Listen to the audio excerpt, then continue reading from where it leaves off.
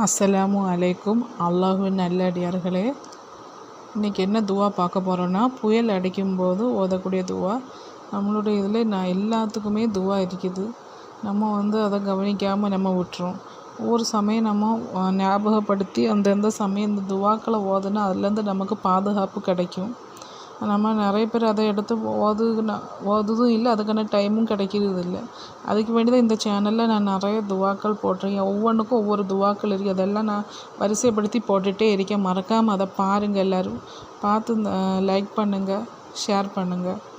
சரி, இன்றைக்குள்ள துவா பார்ப்போம். புயல் அடிக்கும்போது அல்லாஹும் மஜு அல்ஹா ரஹ்மத்தன் வலா தஜு அல்ஹா அதாபன் அல்லாஹும் மஜு அல்ஹா ரியாஹன் வலா தஜு அல்ஹா ரீஹன்.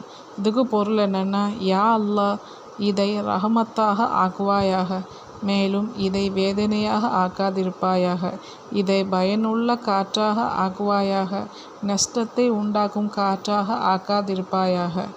குறிப்பு என்னென்னா, புயல் காற்றுடன் இருள் சூழ்ந்து இருந்தால் குல் அவுது பி ரப்பில் ஃபலக்கும் குல் அவுது பி ரப்பின் நாஸ் ஆகிய சூறாக்களையும் ஓதிக்கொள்ளவும்.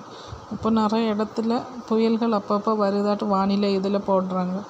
அந்த சமயம் இந்த துவா ஓதுங்க. அந்த இதில் உள்ள நஷ்டம் இன்னும் ஏற்படாமல் அல்லாஹ் நம்ம அனைவரையும் காப்பானாக.